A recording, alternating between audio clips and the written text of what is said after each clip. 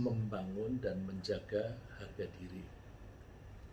Kita sebagai manusia, dengan sadar atau tidak sadar, selalu mengukur harga diri kita dibanding dengan orang lain. Sadar atau tidak sadar, kita begitu ketemu orang lain, kita ketika berbicara atau ketika kita itu berinteraksi, pasti pada saat yang sama kita sambil mengukur harga diri kita dibanding dengan orang yang lain yang hadir di situ. Buktinya apa?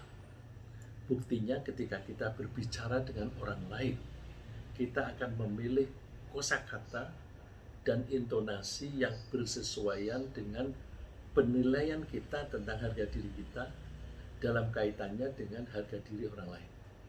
Jadi kita mengukur harga diri kita sendiri, terus mengira-kira harga diri orang lain, lalu kita berusaha menempatkan posisi kita yang tepat terhadap orang itu. Terhadap orang yang kita hormati, mungkin karena usianya atau karena otoritasnya. Kalau saya bilang otoritas itu tidak harus berupa pangkat formal. Otoritas itu bisa saja misalnya karena dia ustadz kita, karena dia murid kita, dan sebagainya. Itu yang saya maksud dengan otoritas. Ya. Terhadap orang yang kita hormati, mungkin karena usianya atau otoritasnya, kita memilih kosakata yang santun dan nada suara yang rendah. Kita akan merasa nyaman jika kita bisa menempatkan harga diri kita pada posisi yang pas terhadap orang lain di sekitar kita. Karena setiap orang membutuhkan harga diri, kita membutuhkan harga diri, orang lain juga membutuhkan harga diri, dengan bukti bahwa kita akan tersinggung bila orang lain menempatkan harga diri kita lebih rendah daripada yang kita percayai, maka kita perlu membangun dan menjaga harga diri. Membangun itu artinya meningkatkan. Menjaga itu jangan sampai jatuh. Ya. Kita sudah meningkatkan agak tinggi, kemudian jangan sampai jatuh. Nah, sebelum kita membahas cara membangun harga diri, ada baiknya kita memahami apa yang dimaksud dengan harga diri itu. Kalau kita meminjam istilah harga diri dari para pakar psikologi, kita bisa mengutip misalnya dari The American Psychological Association Dictionary of Psychology, ya, atau APA Dictionary of Psychology. Jadi di Amerika ada asosiasi ilmu jiwa, lalu mereka menerbitkan kamus ilmu jiwa. Saya coba kutip di sini. Self-worth is an individual's evaluation of himself or herself as a valuable, capable human being deserving of respect and consideration. Harga diri adalah penilaian seseorang terhadap dirinya sendiri. Ya. Seseorang, misalnya saya, menilai harga diri saya sendiri. Ya. Saya ulang, harga diri adalah penilaian seseorang terhadap dirinya sendiri sebagai manusia yang berharga dan berkemampuan, yang layak menerima penghargaan dan pertimbangan dari orang lain. Namun ada yang perlu kita pertimbangkan ulang dari definisi tersebut, mengingat bahwa, mohon maaf kalau saya bilang perlu kita pertimbangkan itu, bukan berarti saya merasa lebih hebat daripada mereka. Cuma kita melihat dari angle yang berbeda. Kenapa kita perlu mempertimbangkan? Ya? Karena mengingat bahwa definisi ini dirumuskan oleh para pakar yang tidak mengaitkan antara fenomena alam dan penciptanya. Sebagaimana kita ketahui, ilmuwan di barat itu berusaha untuk sekuler, tidak mengaitkan fenomena alam dengan penciptanya. Kejiwaan itu termasuk fenomena alam, karena manusia itu bagian dari alam, manusia mempunyai jiwa, maka jiwa juga bagian dari alam. Nah, orang-orang barat tidak mau mengaitkan fenomena alam dengan penciptanya. Maka dari situ kalau kita membaca formula-formula atau definisi-definisi yang dibuat oleh orang barat, kita mesti cek mengaitkan dengan ketuhanan atau tidak. Kalau kita tidak mengaitkan, maka makin hari kita tidak merasa, makin hari kita makin sekuler gitu. Ya, jadi saya ulang, perlu kita pertimbangkan ulang dari definisi para pakar psikologi, mengingat bahwa definisi ini dirumuskan oleh para pakar yang sekuler, yang tidak mengaitkan antara fenomena alam dengan penciptanya.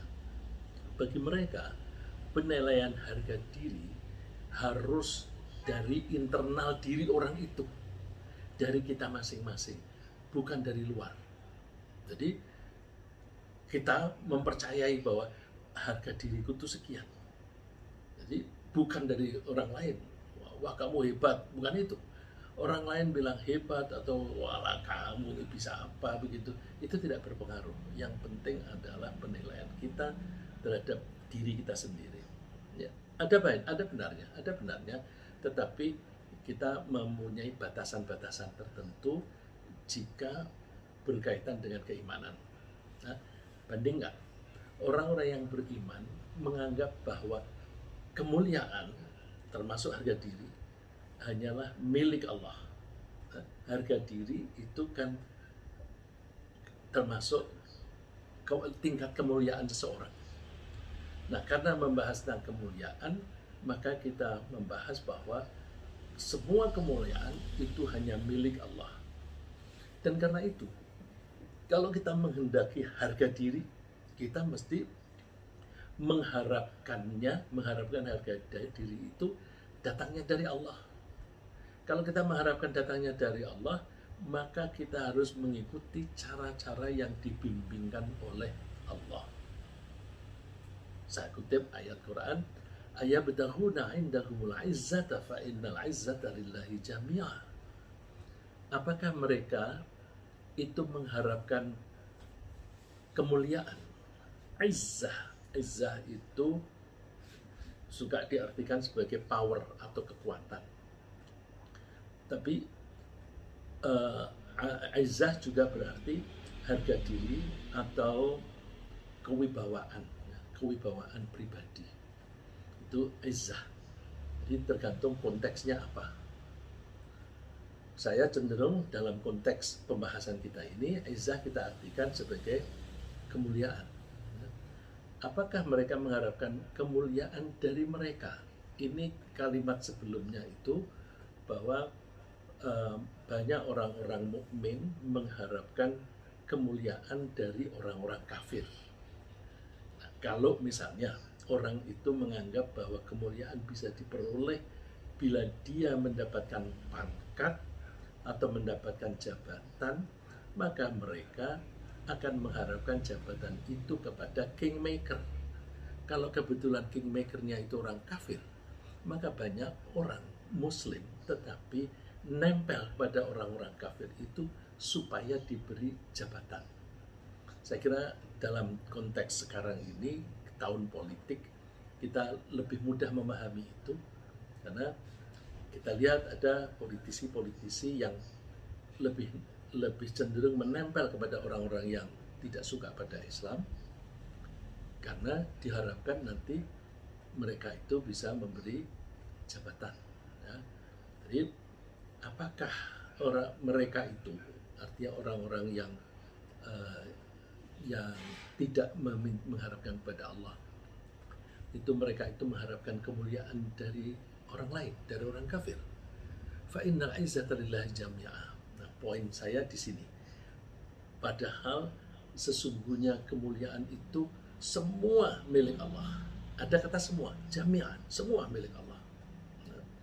Tidak mungkin orang jadi mulia kalau kita bisa mulia kalau kita hidup. Kita tidak bisa hidup kalau tidak diberi hidup oleh Allah. Wah, dari situ aja udah kepegang kuncinya bahwa bagaimana bisa mulia kalau tidak hidup. Padahal hidup itu yang memberi Allah.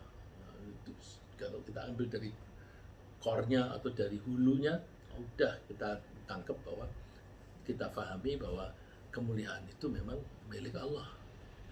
Beberapa orang lalu mengukur harga dirinya itu dengan jumlah uang. Nah, kita ini kan seringkali punya kecenderungan secara matematis. Nah, berapa? Memang kalau mau mengukur itu lebih mudah dengan cara kuantitatif daripada kualitatif. Karena kalau kualitatif itu sulit diukur. Tapi kalau kuantitatif ada angkanya, mudah diukur. Nah, karena uang itu ada angkanya, maka orang mudah sekali menggunakan uang sebagai ukuran. Ya, beberapa orang mengukur harga dirinya dengan jumlah uang, sehingga di antara mereka menilai dirinya bernilai $1.000 per jam. Nah, ini saya pernah mendengar presentasi seseorang yang menganjurkan supaya kita itu menilai diri kita sendiri, itu nilai kita itu berapa.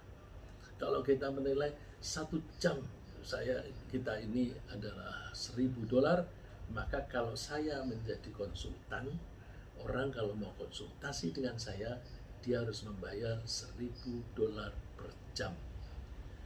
Dan $1.000 per jam ini tidak sesuatu yang mustahil. Di Jakarta ini belasan tahun yang lalu saja itu sudah ada orang yang memasang tarif $1.000 per jam. Ada belasan tahun lalu waktu saya masih aktif bekerja. Ya. Tentu ada orang yang menganggap nilai itu wajar, sehingga mereka mau menggunakan jasanya dia. Tapi ada juga mungkin banyak yang menganggap bahwa dia itu menghargai dirinya terlalu mahal. Terlalu mahal. Untuk jasa semacam ini kok segitu tuh terlalu mahal misalnya. Nah, oleh karena itu menilai diri sendiri itu bisa menjadi terlalu mahal, bisa terlalu murah, bisa terlalu tinggi, bisa terlalu rendah. Kalau kita menilai harga diri dengan ukuran diri kita sendiri. Dan kalau bahayanya begini, kalau kita menganggap bahwa diri kita misalnya, saya menganggap harga diri saya sampai segini, tapi hakikatnya harga diri saya itu di bawah. Berarti saya telah overestimate, atau saya menganggap bahwa diri saya lebih tinggi daripada yang semestinya. Ini yang dikatakan sombong. Dan kalau orang itu menilai dirinya lebih rendah daripada yang semestinya, jadinya minder. Jadi hati-hati. Memang ada benarnya kita mengukur harga diri itu dari dalam diri, tetapi hati-hati, ya, hati-hati.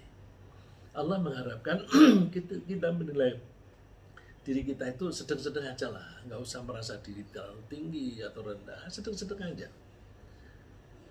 Kenapa sedang-sedang? Allah itu kan menghendaki alam raya ini seimbang.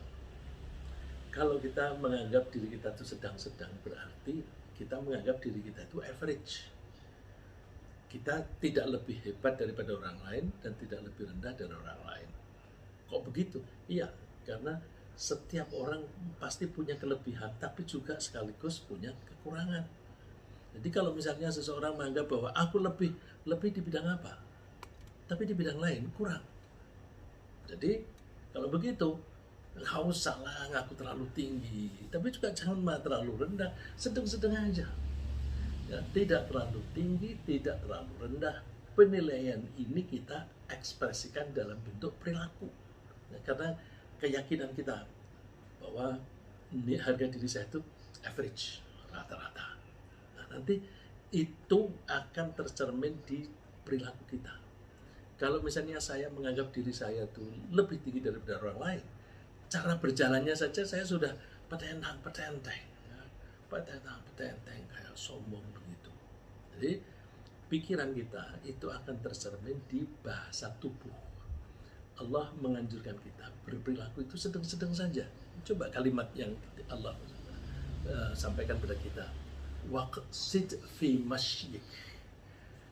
Sederhanakanlah, caramu berjalan. Waqsid, kata iqsid itu satu akar kata dengan iqtisadiyah. Iqtisadiyah itu artinya ekonomi. Orang yang melaksanakan aksid itu berperilaku secara ekonomis.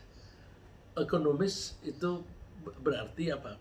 Bukan ekonomis yang mencari profit, tapi ekonomis yang berarti bahwa hitung-hitungan. Aku menggunakan duit ini cocok enggak dengan nilai atau harga barang yang saya beli. Terus saya butuh atau tidak. Jadi waksid itu akan menghitung untung ruginya. Aku tidak mau rugi, tapi kalau untung ya sedang-sedang saja. Itu waksid. Jadi secara ekonomis pokoknya jangan sampai aku rugi. Orang yang ibadahnya itu sedang-sedang ini juga begitu. Tidak usah melakukan yang sunnah-sunnah. Udah yang wajib-wajib aja. Tapi dia tidak melakukan pelanggaran. Jadi dia tidak berbuat dosa sama sekali. Ya tentu kalau ada kesalahan sedikit, tidak sengaja, terus segera minta maaf. Anggaplah itu tidak ada.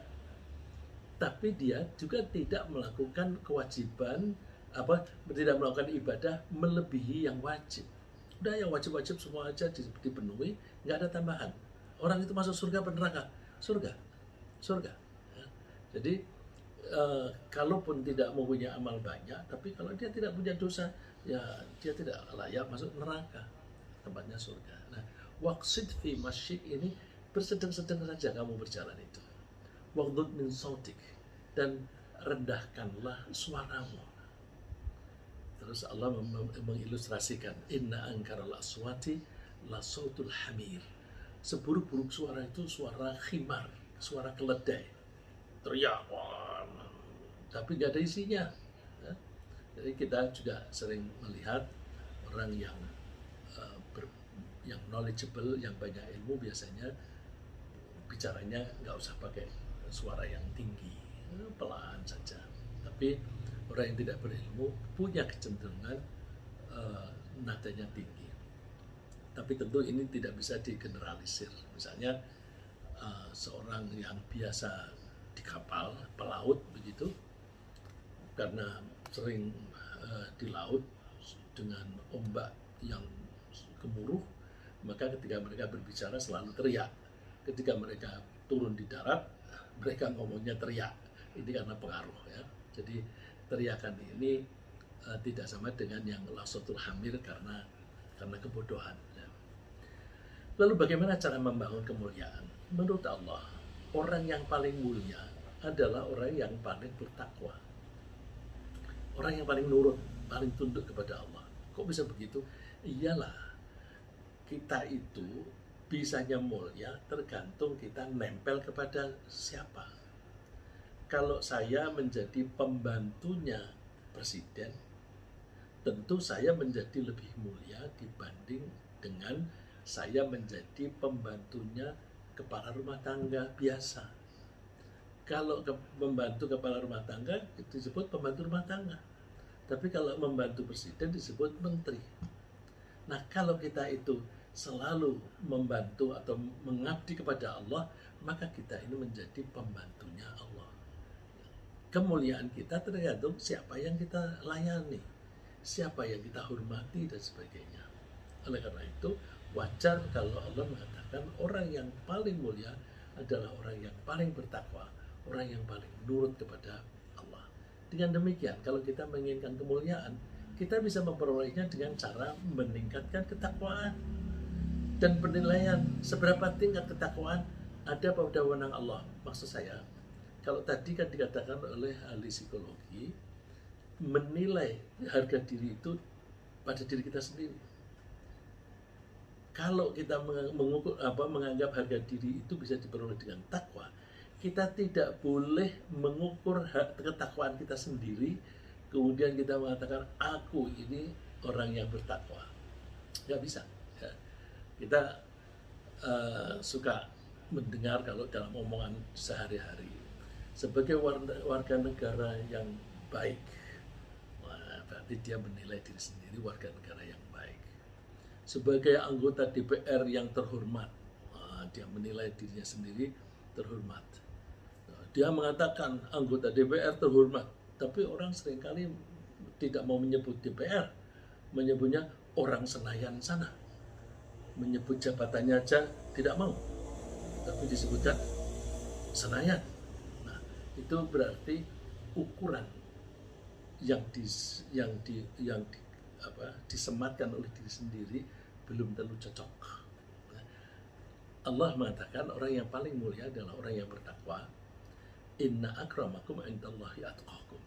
Sesungguhnya orang paling mulia di antara kalian menurut Allah adalah orang yang paling bertakwa. Innallaha alimun khabir. Allah itu maha mengetahui dan maha mengenali segala sesuatu. Oleh karena itu, kita itu mengaku hebat. Allah tahu kita tuh kehebatannya seberapa. Allah tuh tahu. Jadi nggak usah lah. Gitu. Karena wewenang untuk menilai tingkat ketakwaan hanya milik Allah. Wewenangnya untuk menilai itu hanya Allah, maka kita tidak boleh menilai diri sendiri tingkat ketakwaan kita, karena hal itu bisa mengakibatkan kesombongan. Jadi kita harus bertakwa, tapi tidak usah menganggap diri kita telah bertakwa. Aneh kan? Aneh kalau kita pola pikir kita sudah terbiasa dengan secara sekuler. Saya ulang, jadi kita kalau ingin meningkatkan harga diri, kita bertakwa. Tapi kita tidak boleh menganggap diri kita telah bertakwa. Kita harus terus-menerus berusaha untuk meningkatkan ketakwaan. Sehingga ketakwaan kita itu dari hari ke hari akan terus meningkat sampai akhir hayat. Nah, itu rahasianya di situ. Kalau saya menganggap bahwa saya sudah bertakwa, saya tidak ingin meningkatkan ketakwaan. Tapi kalau saya mengaku bahwa saya masih perlu meningkatkan ketakwaan, atau dengan kata lain, saya ini belumlah masuk sebagai kriteria orang yang bertakwa, masih gini-gini, tapi dalam benaknya aku masih ingin meningkatkan lagi. Nah, jadi orang yang demikian itu akan terus mengalami progres, tidak mandek atau apalagi regres. Progres itu maju ke depan, regres itu mundur ke belakang. Jadi ketakwaan dari hari ke hari, dari waktu ke waktu itu maju terus atau meningkat terus. Menilai diri sendiri telah bertakwa itu bisa menyebabkan rasa puas diri. Rasa puas diri itu kalau bahasa Inggris namanya complacence. Rasa puas diri itu mengakibatkan kita tidak memiliki lagi semangat untuk meningkatkan lagi. Orang Barat suka menyebutkan the greatest enemy of our life is complacency. Musuh yang paling besar untuk kehidupan kita adalah rasa puas diri. Kalau udah puas diri, udah nggak ada usaha lagi. Aku sudah mentok. Kalau gunung sudah sampai di puncak, mau kemana lagi? Udah nggak ada lagi di atasnya. Tapi kalau orang Islam, puncaknya itu masih jauh. Masih jauh. Oleh karena itu sampai akhir hayat kita masih terus mengejarnya. Sehingga kita berharap pada saat kita meninggal, kita itu masih dalam keadaan mendaki, ya, climbing. Jadi orang Islam yang menerapkan ajaran Allah itu selalu menjadi climber, ya, orang yang selalu mendaki sampai akhir hayat. Nah, Allah melarang kita merasa diri sudah bertakwa, merasa diri sudah bersih. Fala tuzakku anfusakum, maka janganlah kamu mengatakan dirimu suci. Wa a'lamu bimanittaqo, Allah lebih tahu tentang siapa yang telah bertakwa. Lalu bagaimana cara meningkatkan dan menjaga harga diri di hadapan masyarakat? Itu tadi kan ketakwaan, itu kan di hadapan Allah. Kalau di hadapan masyarakat bagaimana? Cara meningkatkan atau menjaga harga diri di hadapan anggota masyarakat, kita bisa memperolehnya melalui perilaku. Perilaku itu masuk beberapa kriteria. Pertama, jangan mengganggu orang lain.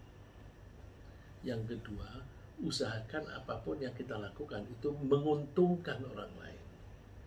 Dan kita usahakan kalau ada orang lain akan celaka, kita halang-halangi atau kita cegah atau kita peringatkan supaya dia tidak celaka. Jadi kalau kita ingin meningkatkan atau menjaga harga diri di hadapan masyarakat, kriterianya setidaknya ada 3. 1, kita jangan mengganggu kepentingan orang lain. Bukan kepentingan, mohon maaf, saya ulangi. Jangan mengganggu hak orang lain. Nah, kalau kepentingannya jahat bagaimana?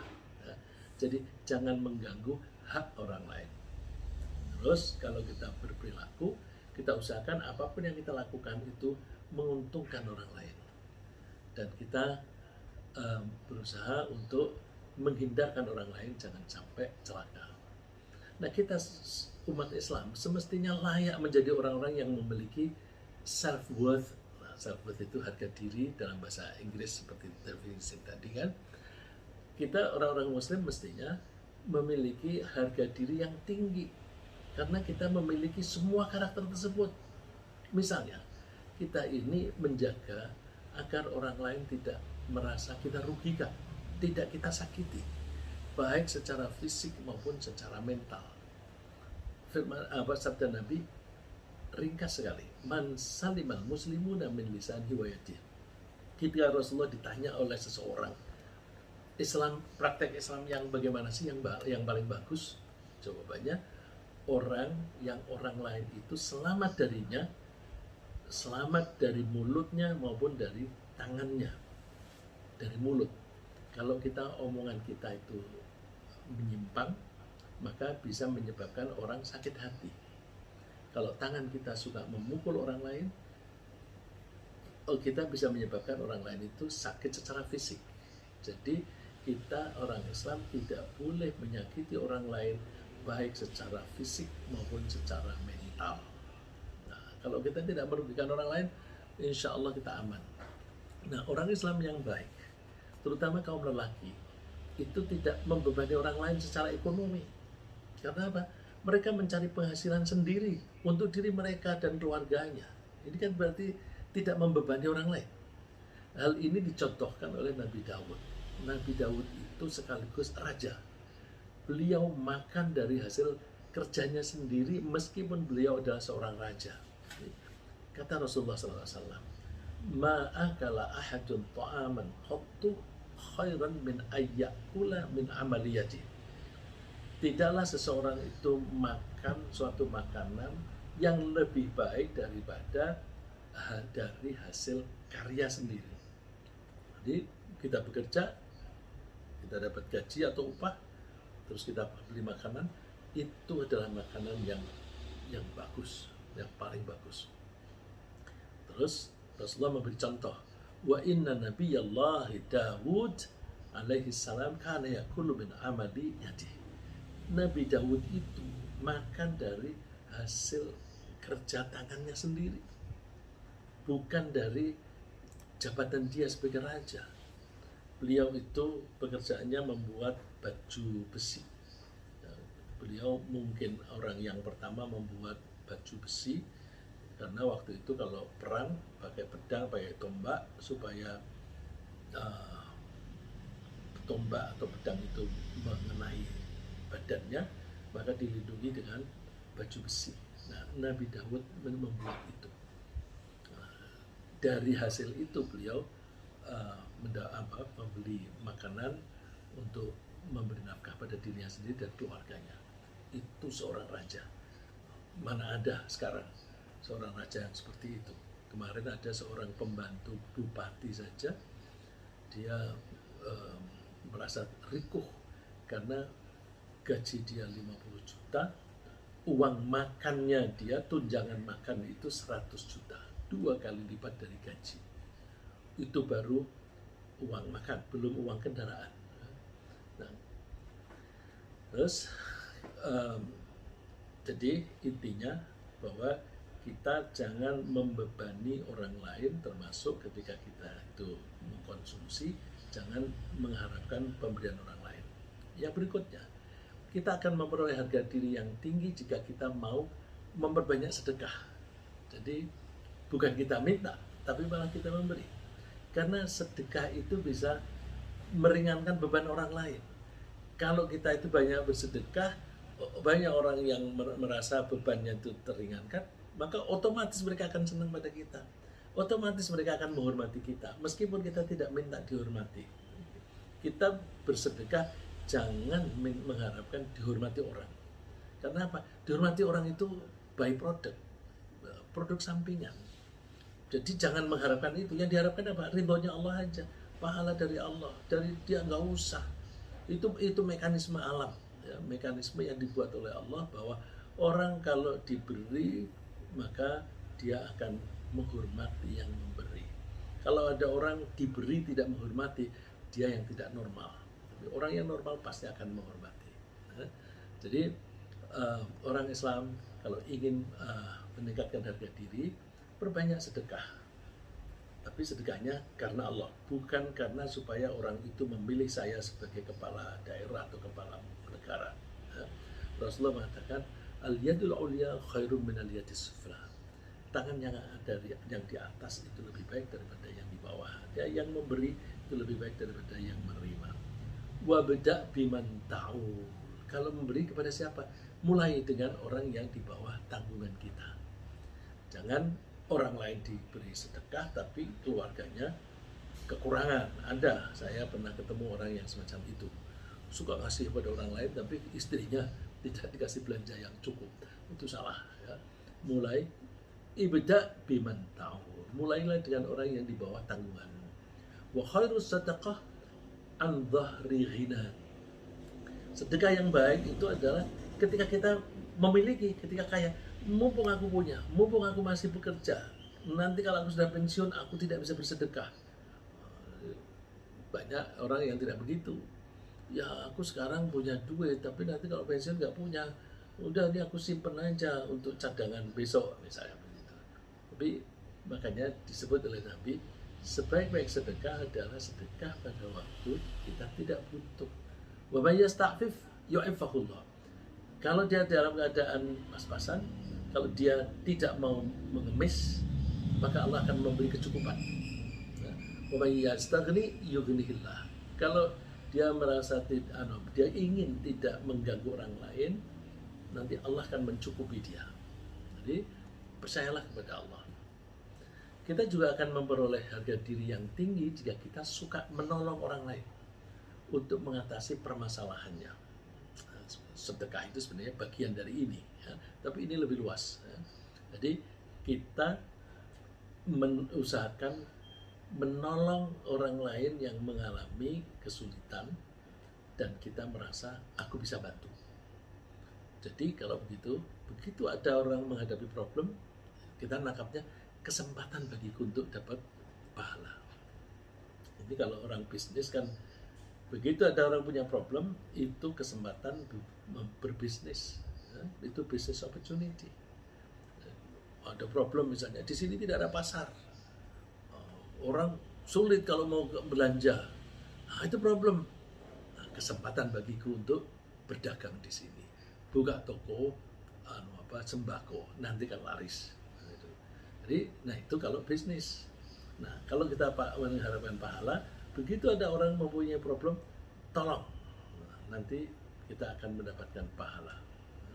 Dan menolong orang mengatasi masalahnya itu diukur dengan nilai di akhirat. Itu akan memberi pahala pada kita yang besar sekali, lebih besar daripada pahalanya itikaf. Ini sebenarnya lagi puasa. Itikaf dan menolong orang lain itu mana lebih besar pahalanya? Misalnya ada orang yang dokter bedah. Ini kita punya teman yang pagi ini mudah-mudahan mengikuti kita. Misalnya dokter bedah saraf. Itu misalnya operasi dijadwalkan malam hari. Kemudian terpaksa tidak tarawih, tidak itikaf. Pahalanya besaran mana? Nah, kalau dia niatnya karena Allah, ini kalau aku tidak lakukan, orang ini mati ini. Orang ini mati. Terus dia menolong, itu pahalanya bisa lebih besar daripada beritikaf. Lebih jauh lagi, karena dia itu menolong orang lain, dia akan merasa memiliki kemampuan yang melebihi orang lain. Nah, kalau menolong, kita menolong kan berarti yang kita tolong orang yang tidak bisa menolong diri sendiri. Berarti kita memiliki kemampuan lebih dari orang lain itu. Nah, kalau kita merasa memiliki kemampuan lebih dari orang lain, kan harga diri kita menjadi naik. Ya. Dia juga akan memperoleh rasa percaya diri dan merasa diperhitungkan oleh orang lain. Karena kita bisa menolong. Ini adalah hal-hal yang diperlukan oleh seseorang yang ingin membangun rasa harga diri secara sehat. Ada seseorang yang datang kepada Rasulullah bertanya, "Ya Rasulullah, ayyun nas ahabu ilallah?" Siapakah orang yang paling disukai Allah? Rasulullah menjawabnya, "Ahabun nasi ilallahi anfa'uhum linnas." Orang yang paling disukai oleh Allah adalah orang yang paling memberi manfaat kepada orang lain. Wa ahabul amali ilallah azza wa jalla sururun yudkhiluhu ala muslim. Dan perbuatan-perbuatan yang disukai oleh Allah adalah menyenangkan orang muslim lain yang sedang kesusahan. Au yakshifu anhu kurbah, atau mengatasi kesulitan-kesulitan hidupnya. Au yaqdi anhu dainan, atau membayarkan hutangnya. Dia punya hutang, orang punya hutang itu stres. Udah kita bayarin. Au tatrudu anhu ju'an, atau mengatasi kelaparannya. Terus Rasulullah memberikan gambaran pahalanya. Wala an amshi ma'a akhin li fi hajatin ahabu ilayya min an a'takifa fi hadzal masjid, yakni Masjid al-Madinah syahran. Sungguh kalau aku berjalan untuk membantu mengatasi kebutuhan saudaraku, itu lebih aku sukai daripada aku beriktikaf di masjidku ini, Masjid Nabawi, selama 1 bulan. Coba bayangin,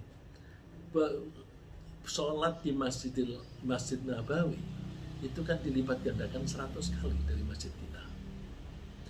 Beriktikaf di situ 1 bulan itu kalah dibanding dengan menolong orang lain. Karena itu pahalanya sangat besar. Termasuk cara membangun harga diri adalah secara terus-menerus belajar untuk memperoleh tambahan ilmu dan menambah keterampilan sambil memantapkan keimanan. Jadi kita mantapkan iman kita, terus kita belajar lagi. Tapi belajarnya selalu didasari dengan keimanan. Maka Allah akan meningkatkan kemuliaan kita. Ya. Ini sering dikutip oleh orang, cuma penjelasannya biasanya dikurangi. Ya. Yarfa'illahu alladhina amanu minkum walladhina utul ilma darajat. Allah pasti akan meninggikan derajat orang yang beriman di antara kalian dan yang berilmu. Nah, yang perlu kita ingat bahwa yang diangkat derajatnya oleh Allah adalah beriman dan berilmu. Berimannya jangan dibuang. Tapi sering orang untuk mendorong mahasiswa atau mendorong siswanya atau mendorong santrinya supaya belajar, suka-suka rajin belajar, nanti Allah akan meningkatkan derajatmu. Lupa bahwa belajarnya itu harus disertai dengan keimanan. Karena banyak orang yang belajar makin pinter, makin jauh dari Allah. Karena itu tadi, belajarnya itu secara sekuler. Ya. Saya berani mengatakan bahwa belajar ilmu fisika itu sebenarnya termasuk bagian dari ilmu tauhid, ilmu tentang mengesahkan Allah. Banyak orang menganggap fisika itu ilmu umum, bukan ilmu agama. Saya memberanikan diri mengatakan bahwa belajar ilmu fisika adalah mempelajari bagian dari ilmu tauhid. Dari mana? Coba kalau kita baca buku tauhid, kita kan dianjurkan mengenali Allah. Cara mengenali Allah, jangan kita mencari tahu Allah itu terbuat dari apa. Allah sebagai Allah, sebagai zatnya Allah, kita nggak usah cari tahu. Misalnya Allah itu terbuat dari emas atau dari batu atau nggak usah itu. Kalau ada pertanyaan begitu udah di skip aja. Ya, karena tidak pada posisi kita. Nah, kalau mau mengenali Allah, caranya kita pelajari af'al dan sifat. Af'al itu tindakan Allah dan sifatnya. Loh, tindakan Allah itu hasilnya kan benda-benda di alam ini. Jadi kalau benda-benda di alam ini adalah hasil dari perbuatan Allah, maka kalau kita mempelajari benda-benda itu sekaligus mempelajari bagaimana Allah menciptakan itu. Semangatnya apa? Semangatnya Allah itu menjadi sifat.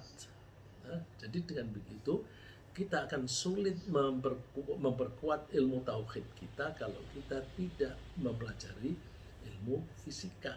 Tapi kuncinya itu, ketika belajar ilmu fisika, kita harus mendasari dengan keimanan. Namun kita perlu perhatikan bahwa ketika kita menolong orang lain, kita melakukannya secara wajar dan proporsional. Wajar dan proporsional. Ya.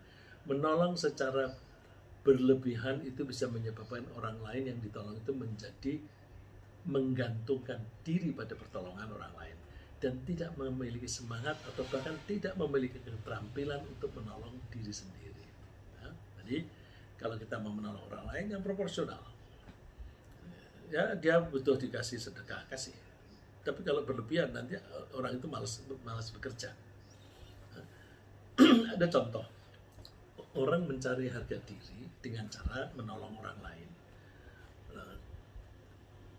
Bandingkan ketika seseorang itu bekerja di suatu lembaga atau di suatu perusahaan, dia otomatis akan dihormati oleh anak buahnya bila dia mempunyai jabatan dan mempunyai wewenang. Terus banyak orang mengira dia itu mulia karena dia. Enggak, dia itu mulia karena jabatan. Jadi yang mulia itu jabatannya. Jadi orang yang semacam itu seringkali ketika dihubungi oleh orang, terus tadi ada telepon dari si A, kamu nggak telepon balik?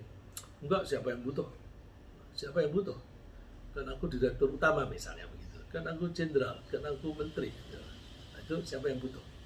Nah, itu dia menganggap bahwa yang mulia itu dia secara pribadi, padahal yang mulia itu jabatannya. Orang butuh itu karena jabatan.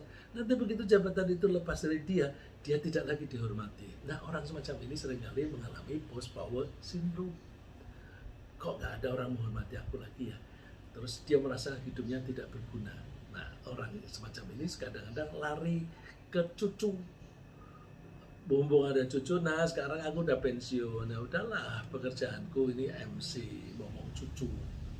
Oh, terus begitu dia memanjakan cucu, cucu tidak mau mandi kalau tidak sama kakek, tidak mau berangkat sekolah kalau tidak sama kakek, tidak mau makan kalau tidak sama kakek. Terus apa-apa dibantu oleh kakek. Kakek ini mendapatkan harga diri. Karena apa? Aku, hidupku ini dibutuhkan oleh cucu. Tapi ketika dia menolong cucu berlebihan, akibatnya cucu ini menjadi manja. Maka kadang-kadang ada anak itu tidak mengizinkan anaknya dirawat oleh cucu, oleh kakeknya atau oleh neneknya, nanti menjadi manja. Itu kalau ketemu kakek nenek yang semacam itu, yang menolongnya itu berlebihan. Mestinya dilihat anak ini memang perlu pertolongan, jenis pertolongannya apa.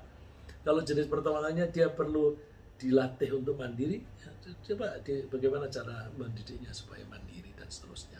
Ya. Jadi kadang-kadang kita ini mencari harga diri dengan cara yang kurang pas, tapi itu kayak instinktif saja gitu. Jadi, sehingga cucu itu lebih lengket dengan dengan kakek atau neneknya. Ya, tapi intinya adalah bahwa kalau kita menolong orang lain mesti secara proporsional dan sesuai dengan apa yang diperlukan. Saya kira demikian. Ringkasnya yang kita bahas pagi ini adalah bahwa kemuliaan termasuk harga diri itu milik Allah, dan kita minta harga diri itu kepada Allah. Harga diri bisa diperoleh melalui ketakwaan kepada Allah. Dalam hubungan antar manusia, harga diri bisa diperoleh dengan kemandirian ekonomi, banyak memberi, suka menolong, dan memperbanyak penguasaan ilmu. Mudah-mudahan Allah membimbing kita dalam usaha kita meningkatkan ketakwaan, yang dengan sendirinya akan meninggikan harga diri kita.